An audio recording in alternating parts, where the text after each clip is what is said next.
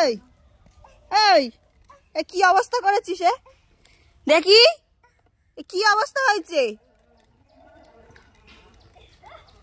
এই good afternoon বন্ধুরা, এখন ঘড়িতে বাজে 3টে আর এখনও আমাদের স্নান খাওয়া কিছুই হয়নি। আর দেখো ছোটু ঘুমাচ্ছে আর মাও ওর পিছনে মানে ওর পাশে গিয়ে শুয়ে আছে, কেননা পিছনে যে জানলাটা দেখলে ওই জানলার সানসেট আছে, ওইটা দাদাভাই ভাঙছে, আওয়াজ হচ্ছে, ও যাতে উঠে না যায় সেই জন্য।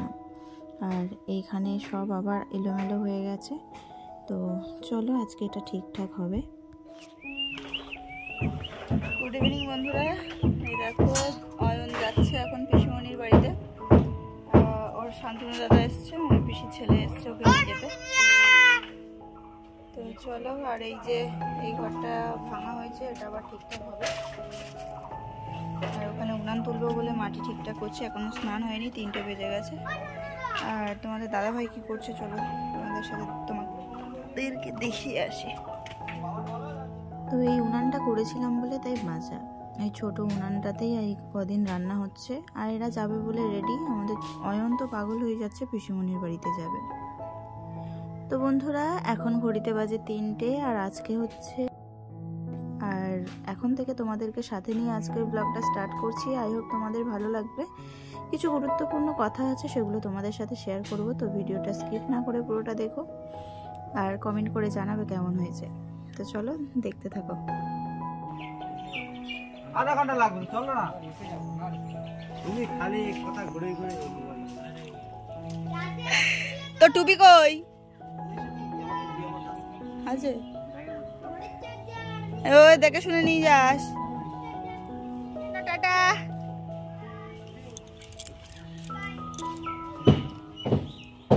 তো ওরা চলে যাচ্ছে, চলো আমি আমার কাজগুলো সেরে নিই। এখানটায় এইটা দিয়ে পেটাবো। উনান বানানোর জন্য মাটিগুলো এক জায়গায় চাপ দিতে হয় বলে, বা এক জায়গায় মানে মাখিয়ে রাখতে হয়, তাই সেই রকম করছিলাম। আর এদিকে তোমাদের দাদাভাই কাজ করছে এই বাথরুমের মানে ভিতর দিকটা, জানলাটা ভাঙছে। আর ছোট ঘুম থেকে উঠে গেছে, মানে এত আওয়াজ হচ্ছে তো যে ঘরের ভিতরের দেওয়ালে ফেটে গেছে। আর ছোট উঠে গেছে ঘুম থেকে, উঠে একটা ছোট কোদাল দিয়ে ও মাটি কোপাচ্ছে।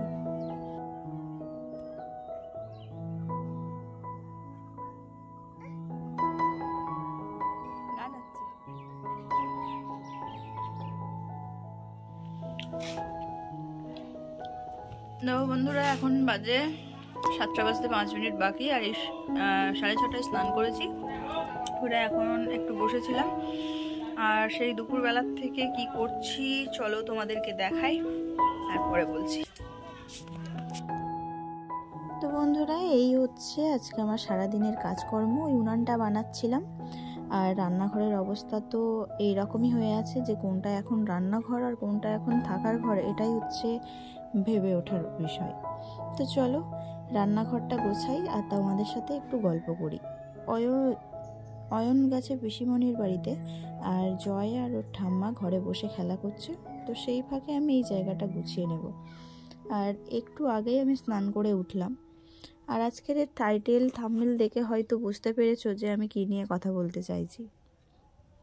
হ্যাঁ, মেয়েদের এই 5টি বদ অভ্যাস যদি পাল্টানো যায়, যদি সুঅভ্যাসে পরিণত করা যায়, তাহলে সংসারের অনেকটা টাইমও বাঁচানো যায় আর অনেকটা সেভও হয়। সেগুলো কি কি চলো তোমাদের সাথে আলোচনা করি।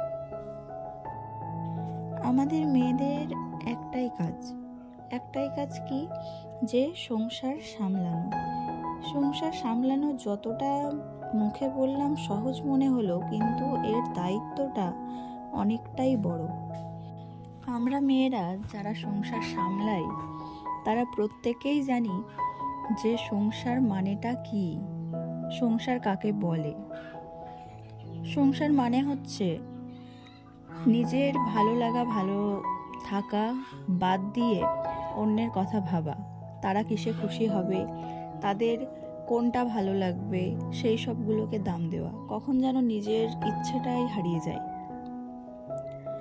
ঠিক তেমনই তার পাশে পাশে বাচ্চা সামলানো, তাদের পড়াশোনা, তাদের ঠিকমতো খাওয়া দাওয়া হচ্ছে কিনা, সেই সব দিকে নজর রাখা। তার পাশে ঘর বাড়ি পরিষ্কার করে রাখা, তারপরে আরও যেসব কাজগুলো আছে, যেমন রান্না করা, বাসন মাজা, কাপড় কাচা, এগুলো তো সংসারের একটা অংশ বললেই চলে। সেইগুলো করতে করতে কখন জানি নিজের মধ্যে একটা বিরক্তিকর ভাব চলে আসে। তখন মনে হয় আর ভাল লাগছে না। এত কিছু করতে করতে তাও যদি বাড়ির মানুষদের কাছে শুনি যে সারাদিন তুমি ঘরে বসে কি করেছো, তখন আর একদমই ইচ্ছা করে না যে আর কোনো কিছু করি। কিন্তু আমাদের সবসময় মাথা ঠান্ডা রেখে চলতে হবে, কেননা মাথা গরম করে কখনো কোনো কাজ হয় না। যখন দেখবে তোমার মধ্যে বিরক্তিকর ভাব আসছে, তখন ফোনটাকে নিজের কাছে রেখে একটু সময় ব্রেক নাও। তারপরে যখন ভাবছো যে না, এই কাজটা না করলে হবে না, তখন ফোনের মধ্যে একটা যে গানটা তোমার সব থেকে বেশি ভালো লাগে সেই গানটা চালিয়ে কাজ করো। দেখবে ফুল এনার্জি নিয়ে তুমি কাজ করতে পারবে। এটা আমার মধ্যেও হয়, আমিও এরকম করি, তো আমার খুব ভালো লাগে, ওই জন্য আমি এটা তোমাদেরকে শেয়ার করলাম। যাই হোক, চলো এইসবের মধ্যে একটু চাও করে নিচ্ছি আর চা খেয়ে নিচ্ছি। সারাদিন ভাত খাইনি, এখন সন্ধেবেলা ভাত খেলাম না, একটু দুধ চা বানিয়েছিলাম, দুধ চা খেয়ে নিলাম। আর আমি এতক্ষণ ধরে যেগুলো পরিষ্কার করলাম সেগুলো এই যে দেখো, তোমাদেরকে দেখিয়ে দিচ্ছি। আমিও ভাবতে পারতাম যে আমি একটু বসে রেস্ট নিয়ে নিই, আজকে ভাল লাগছে না, এই সবে স্নান করে উঠলাম, এগুলো আবার গোছাতে হবে। কিন্তু ভাবলাম যে এখনও তো বাড়ির কাজ সম্পূর্ণভাবে শেষ হয়নি, কালকে এর থেকে আরও বেশি কাজ হতে পারে, ওই জন্য সেইগুলো সব গুছিয়ে রাখলাম। তো এখন রান্না করব, তো তরকারি আছে, ভাত করতে হবে, আর ভাবছি একটু ডিমের ঝাল করব। কখনো কোনো কাজকে যে আমি এই কাজটা কালকে করব বলে জমিয়ে রাখবে না, যেটা যখনের কাজ সেটা তখনই শেষ করে নিতে হবে। যখন জমে থাকবে, দেখো তুমি আজকের কাজটা আজকে করলে না, সেটা জমে আছে, তুমি ভাবলে যে ওটা আমি কালকে করব, কিন্তু যে কাজগুলো তুমি আজকে জমিয়ে রাখছো সেগুলো কালকে করবে বলে কালকেও তো এই রকম কাজ আরো 1000টা তৈরি হয়ে যাবে। সেই সবগুলো তুমি কখন করবে, আর আজকের কাজটা তুমি কালকে কখন করবে? তাই যে কাজটা যেদিনের সেই কাজটা সেই দিনেই করা উচিত, তাহলে দেখবে টেনশনও হবে না। আর ওই যে বললাম, যখন দেখবে ভাল লাগছে না, গান শুনবে আর কাজ করবে, দেখবে সব কাজ সহজ মনে হবে। যাদের ঘরে বাচ্চা আছে, ধরো 1.5 বছর 2 বছর বয়স, সেই রকম বাচ্চা, তারা তো বিরক্ত করবে, আর সংসার মানেই তো কাজ করে খেতে হবে, তাই না? তো সেই সময় কি করবে, বাচ্চাকে যতটা পারবে না বাচ্চাদের একটু ঘুম পাড়িয়ে রাখার চেষ্টা করবে। অনেক বাচ্চা ঘুমায় না, আবার অনেক বাচ্চা ছোটোর থেকে অভ্যেস করলে ওরা ঘুমিয়ে থাকে, আর ঘুমিয়ে থাকলে ওদের খাবারটাও তাড়াতাড়ি হজম হয় আর বাচ্চার গ্রোথও ভালো হয়।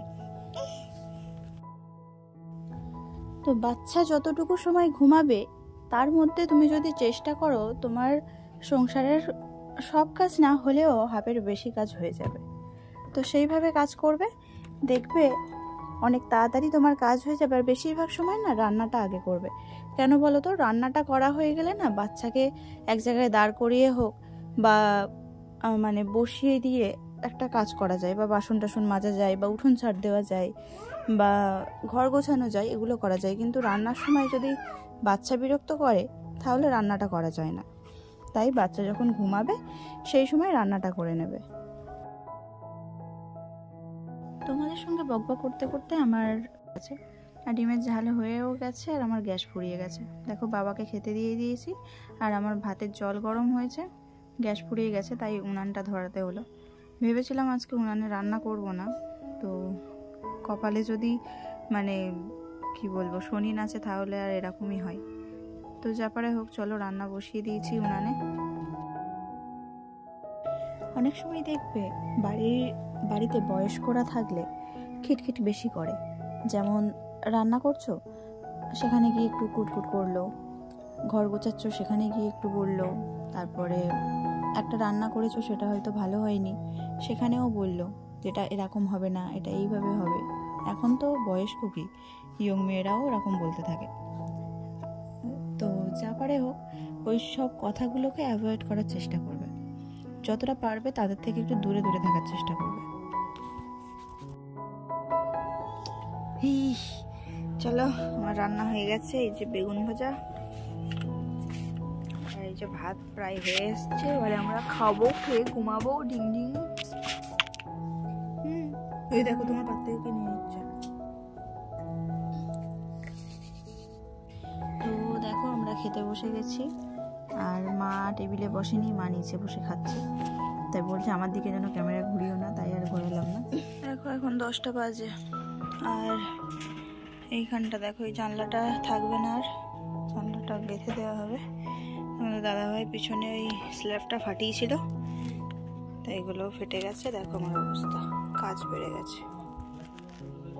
চলো এটা গুছিয়ে নিই। ছোটু আর মা বাইরে খেলা করছে, সেই ফাঁকে আমি ঘর গুছিয়ে নিচ্ছি। তো আজকের ভিডিওটা এইখানেই শেষ করছি। এই ছিল আমার আজকের ভিডিও। তো যদি ভালো লাগে অবশ্যই লাইক করে কমেন্ট করে জানিও কেমন হয়েছে। আর যারা আমার চ্যানেলে নতুন তারা প্লিজ চ্যানেলটা সাবস্ক্রাইব করে আমার পাশে থেকো। তো আজকের মতো এখানেই বিদায় নিচ্ছি। টাটা, সবাই খুব ভালো থেকো, সুস্থ থেকো। আবারও ফিরে আসছি কালকে ঠিক সন্ধ্যে 5:30টায় নতুন একটা ব্লগের সাথে।